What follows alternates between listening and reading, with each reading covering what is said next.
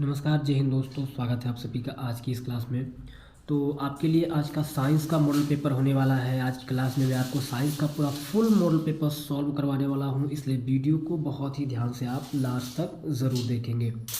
तो जैसा कि आप लोग जानते हैं कि खंड आ में सबसे पहले बहुविकल्पीय प्रश्न आएंगे जो 20 नंबर के होंगे, यानी 20 बहुविकल्पीय क्वेश्चन आपको पढ़ने होंगे। तो सबसे पहला क्वेश्चन हम पढ़ते हैं कि किसी वस्तु से बड़ा आभासी प्रतिबिंब बनाने वाला दर्पण है।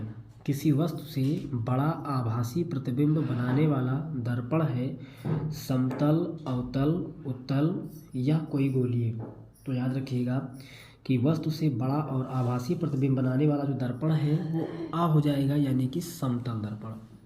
दूसरा है कि शुद्ध वायु होती है एक समांगी मिश्रण, धातुओं का मिश्रण, यौगिक का मिश्रण या इनमें से कोई नहीं। तो शुद्ध वायु जो होती है ये हो जाएगी एक समांगी मिश्रण। क्वेश्चन नंबर 3 है कि एल्कीन है। एल्कीन है, यहाँ पर एल्कीन का सूत्र क्या हो जाएगा? C3H6, C2H2, C3H8 या फिर C4H10। ठीक है। उसके बाद क्वेश्चन नंबर 4 है प्रोपेन का रासायनिक सूत्र होता है CH4, C3H8, C4H10 या C2H6। प्रोपेन का रासायनिक सूत्र तो C3H8 हो जाएगा।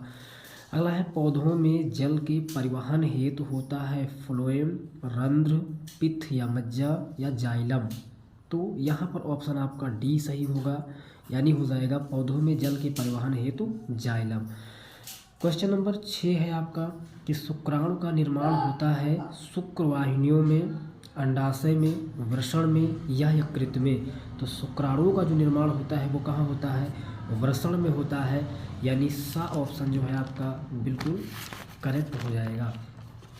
इसके बाद समझते हैं अगला क्वेश्चन। अगला क्वेश्चन आपका है कॉलम आ से कॉलम बा में क्या करना है? सुमेलित करना है और सुमेलित करके बताना है कौन सा ऑप्शन यहाँ पर सही हो जाएगा। तो यहाँ पर जो पहला है प्लास्टर ऑफ पेरिस, इसका निर्माण क्या होता है? तो मूर्ति का निर्माण करने में इसका प्रयोग करते हैं, यानी ये यहाँ पर हो जाएगा। कास्टिक सोडा क्या होता है? साबुन का निर्माण करने में। उसके बाद सोडियम बाइकार्बोनेट ये प्रति अम्ल, और ब्लीचिंग पाउडर ये हो जाएगा कीटाणुनाशक, यानी ऑप्शन यहाँ पर बा जो है आपका बिल्कुल करेक्ट है। फिर है एंटीमनी क्या है? एक धातु है, अधातु है, उपधातु है या मिश्र धातु है। एंटीमनी क्या हो जाएगा? तो एंटीमनी एक उपधातु है। अगला है एक तत्व के क्लोराइड का सूत्र CmI2 है, उसके ऑक्साइड का सूत्र क्या होगा? MO2, MO, M2O3 या फिर M2O। तो उसके ऑक्साइड का सूत्र क्या हो जाएगा यहाँ पर? तो याद रखिएगा MO हो जाएगा। अगला है दूरदृष्टि दोष के कारण वस्तु का प्रतिबिंब बनता है रेटिना पर, रेटिना से आगे, रेटिना से पीछे या नेत्र लेंस पर। तो दूरदृष्टि दोष के कारण वस्तु का प्रतिबिंब बनता है रेटिना से पीछे। इसके बाद क्वेश्चन नंबर 12 है कि दृश्य प्रकाश का तरंग दैर्घ्य परास है। तो ये हो जाएगा 400 से 800 नैनोमीटर। अगला है कि यदि आपतन कोण तथा परावर्तन कोण R हो तब अपवर्तित किरण विचलित होगी। ठीक है, तब अपवर्तित किरण विचलित होगी, कहाँ पर होगी? तो याद रखिएगा साइन I बट्टे साइन R। अगला है निम्न में ऊष्मा शोषी प्रक्रिया क्या है या ऊष्मा शोषी अभिक्रिया क्या है? तो आप जानते हैं ऊष्मा शोषी का मतलब होता है ऊष्मा को ग्रहण करना। ठीक है, तो यहाँ पर हो जाएगा H2 + Cl2 gives out 2HCl। अगला है कि धोने के सोडे का रासायनिक सूत्र क्या होता है? धोने के सोडे का रासायनिक सूत्र तो याद रखिएगा Na2CO3 × 10H2O। अगला है कि अम्लीय वर्षा के जल का संभावित pH मान कितना होता है, यानी लगभग कितना होता है pH मान? तो ये हो जाएगा ये लगभग 5.2 होता है। अगला है कि हार्मोन क्या है? ठीक है, हार्मोन के बारे में पूछा गया। हार्मोन क्या है? तो याद रखिएगा ये क्या हो जाएगा? जटिल कार्बोनेट है। हार्मोन क्या है? जटिल कार्बोनेट है। इसके बाद क्वेश्चन नंबर 18 है आपका कि आहार नाल के पेशीय संकुचन को कहते हैं। आहार नाल के पेशीय संकुचन को क्या कहते हैं? तो याद रखिएगा आहार नाल के पेशीय संकुचन को परिसंचरण कहते हैं। 19 नंबर है कि ट्रिप्सिन पाचन में सहायता करता है कार्बोहाइड्रेट्स, प्रोटीन, वसा या प्रोटीन और वसा दोनों। तो यहाँ हो जाएगा प्रोटीन। क्वेश्चन नंबर 20 है मेरुरज्जु से निकलने वाली मेरु तंत्रिकाओं की संख्या कितनी होती है? तो 31 जोड़े होते हैं। इस तरह से ऑब्जेक्टिव क्वेश्चन सारा का सारा हमने करवा दिया। इसके बाद यहाँ से शुरू होता है आपका वर्णनात्मक प्रश्न, और वर्णनात्मक प्रश्न जो होंगे आपके वो 4-4 नंबर के होंगे। जिसमें पहला क्वेश्चन आपका है कि नेत्र की समंजन क्षमता से क्या अभिप्राय है? नेत्र की समंजन क्षमता से आप क्या समझते हैं? तो देखिए हमने पहले से क्वेश्चन लिख रखा है ताकि आपका समय ज़्यादा बर्बाद ना हो और जल्द से जल्द हम आपको इसका आंसर बता दें। तो जब नेत्र किसी समीप की वस्तु को देखता है, ठीक है, जब नेत्र किसी समीप की वस्तु को देखता है तो मांसपेशियां जो होती हैं वो सिकुड़ कर लेंस के तलों की वक्रता त्रिज्याओं को छोटी कर देती हैं। ठीक है, जब नेत्र किसी समीप की वस्तु को देखता है तो क्या होता है, उसकी जो मांसपेशियां हैं वो सिकुड़ जाती हैं और लेंस के तल की वक्रता त्रिज्या को छोटी कर देती हैं। इससे नेत्र लेंस की फोकस दूरी जो है वो कम हो जाती है और वस्तु का स्पष्ट प्रतिबिंब पुनः रेटिना पर बन जाता है। नेत्र की इस प्रकार फोकस दूरी को कम करने की क्षमता ही क्या कहलाती है? समंजन क्षमता कहलाती है, या इसी को समंजन क्षमता कहते हैं। क्वेश्चन नंबर 22 के बाद में देखिएगा क्वेश्चन नंबर 22 है कि वर्ण विक्षेपण से क्या तात्पर्य है? उदाहरण देकर समझाइए। वर्ण विक्षेपण क्या है? तो समझिएगा कि प्रकाश का 7 रंगों में विभाजित होना प्रकाश का विक्षेपण या वर्ण विक्षेपण कहलाता है। ठीक है, प्रकाश का 7 रंगों में बट जाना ही क्या कहलाता है? वर्ण विक्षेपण कहलाता है। और प्रकाश के विक्षेपण के दौरान पर्दे पर प्राप्त विशेष क्रम में 7 रंगों की पट्टी को स्पेक्ट्रम कहते हैं, जिसका अर्थ है रंगों का मिश्रण। ठीक है, फिर क्वेश्चन नंबर 23 आपका है कि निकट दृष्टि दोष किसे कहते हैं? इस दोष के क्या कारण है और इसके निवारण के लिए किस प्रकार के लेंस का प्रयोग होता है? तो आप जानते हैं कि जो निकट दृष्टि दोष होता है इसमें निकट दिखाई देता है लेकिन दूर दिखाई नहीं देता है। ठीक है, जैसा कि हमने लिख भी रखा है कि निकट दृष्टि दोष वाले व्यक्ति को पास की या फिर निकट की वस्तुएं दिखाई देती हैं परंतु दूर की वस्तुएं स्पष्ट दिखाई नहीं देती हैं।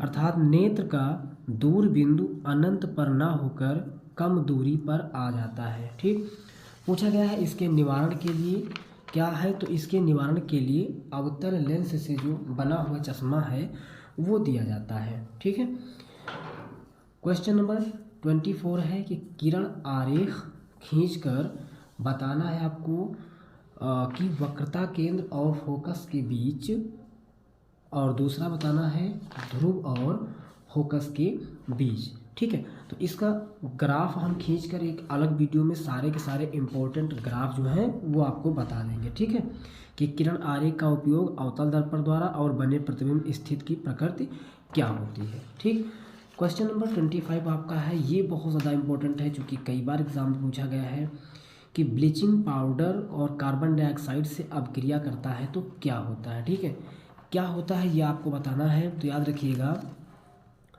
क्लोरीन गैस निकलती है, ये दोनों जब आपस में अभिक्रिया करते हैं तो क्या होता है, इससे क्लोरीन गैस निकलती है, यानी कि CaOCl2 यानी कैल्शियम ऑक्सीक्लोराइड प्लस CO2।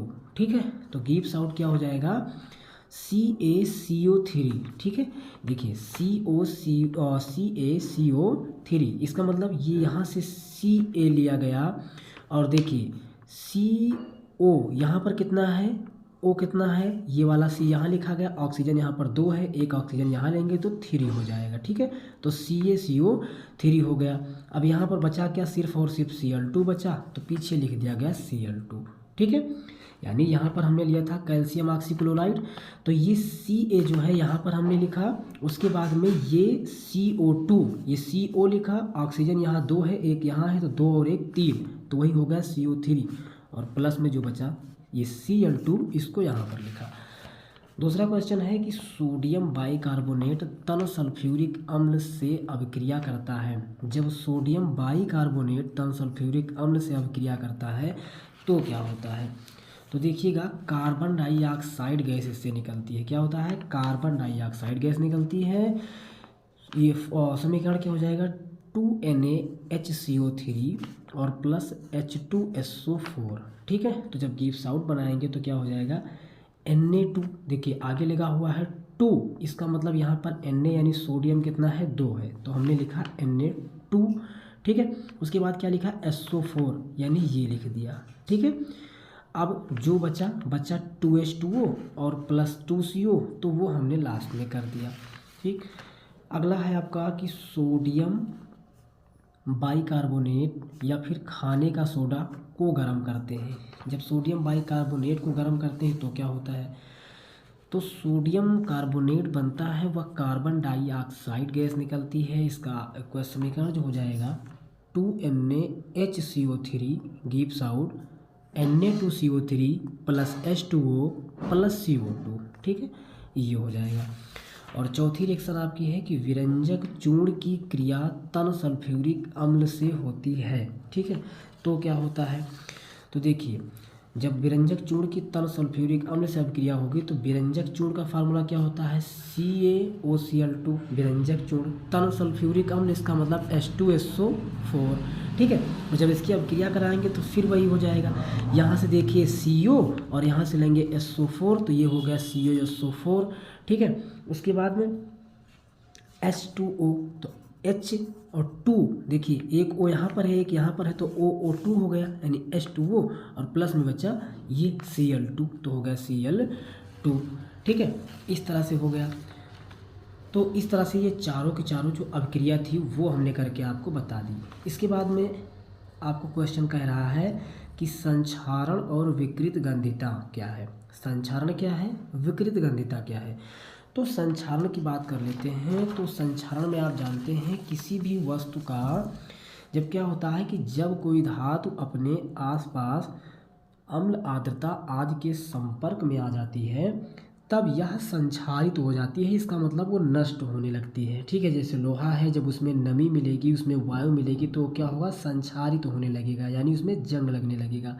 जैसे चांदी के ऊपर काली परत व तांबे के ऊपर, ठीक है, तांबे के ऊपर हरी परत चढ़ना, ये सब संक्षारण की वजह है। ठीक है, उसके बाद अगला आपसे कह रहा है विकृत गंधिता। तो विकृत गंधिता में आप जानते हैं कि जितने भी खाद्य पदार्थ होते हैं उन सभी खाद्य पदार्थ में क्या होता है कि एक विशिष्ट प्रकार का स्वाद होता है, एक विशिष्ट प्रकार की महक होती है। ठीक है, और उसको अधिक समय तक रखने पर क्या होता है कि वह खराब होने लगता है, और यही खराब होने की जो क्रिया है वो क्या कहलाती है? विकृत गंधिता कहलाती है। ठीक है, इसके बाद बात करते हैं अगले क्वेश्चन की। तो अगला क्वेश्चन आपका है कि सजीवों तथा निर्जीवों में प्रमुख अंतर लिखिए। ठीक है, सजीव और निर्जीव में क्या अंतर है? तो देखिएगा सजीव और निर्जीव में अंतर, सबसे पहले बात कर लेते हैं सजीव की। तो सजीव का शरीर आकार बदलता है, सजीव का शरीर आकार बदलता है, और निर्जीव का जो होता है उसमें कोई भी परिवर्तन नहीं होता है। तो ये आपको भी पता है कि जो चीज़ें दुनिया में निर्जीव हैं उसमें भला परिवर्तन कहाँ से हो सकता है। ठीक है, अगला है कि स्वयं पोषी पोषण तथा विषम पोषी पोषण में क्या अंतर है? ठीक है, तो स्वयं पोषी पोषण और विषम पोषी पोषण में अंतर देखते हैं। तो स्वयं पोषी पोषण जो होता है ये केवल हरे पेड़ पौधों में होता है, और विषम पोषी पोषण की बात करें तो ये सभी जीव जंतुओं में होता है। ठीक है, ये केवल हरे पौधों में होता है लेकिन ये सभी जीव जंतुओं में होता है। अगला अंतर हमने लिखा है कि इसके लिए CO2 यानी कार्बन डाइऑक्साइड, सूर्य का प्रकाश एवं जल आवश्यक है, इसके लिए सूर्य का प्रकाश यानी CO2 इत्यादि आवश्यक नहीं है। तीसरा पॉइंट लिखा कि इसमें भोजन के पाचन की आवश्यकता नहीं होती है, और इसमें भोजन के पाचन की आवश्यकता होती है। ठीक है, तो ये हो गए इसके तीन अंतर। इसके बाद अगला क्वेश्चन आपका गा है कि हमारे आमाशय में अम्ल की क्या भूमिका है? ठीक है, हमारे आमाशय में अम्ल की भूमिका पूछी गई है।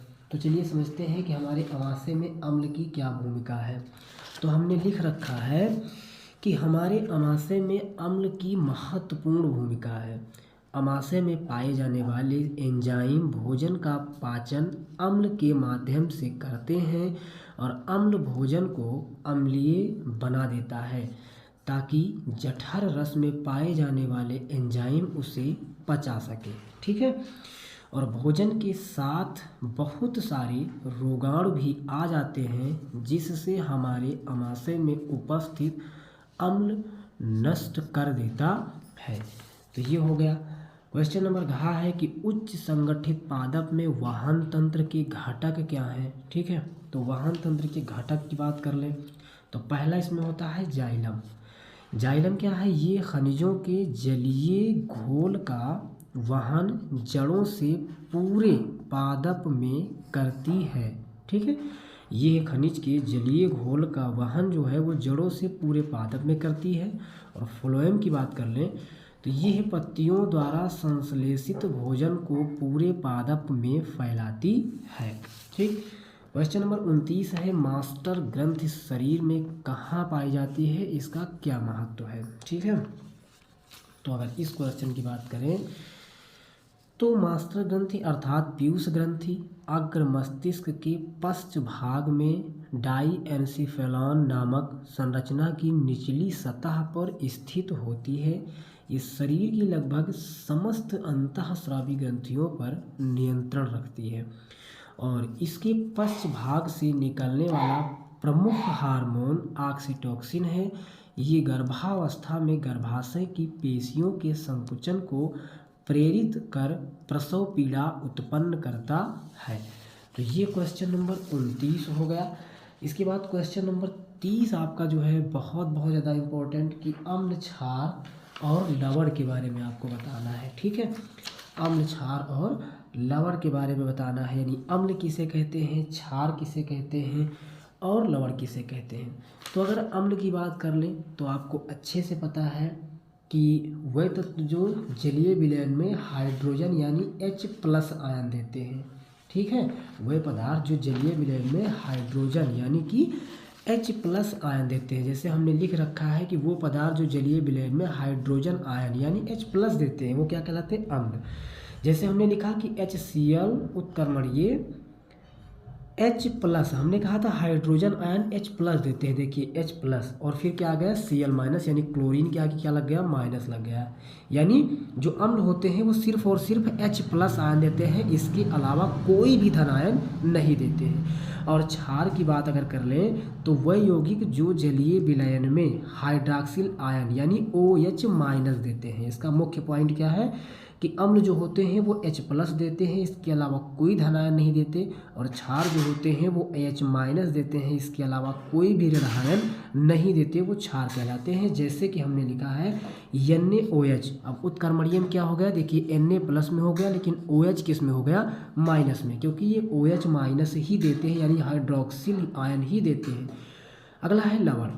तो लवण की बात कर ले तो वह पदार्थ जिनके जलीय विलयन में हाइड्रोजन आयन यानी H+ के अतिरिक्त कोई अन्य धनायन तथा हाइड्रोक्सिल आयन यानी OH- के अतिरिक्त कोई भी ऋण आयन लवण होता है।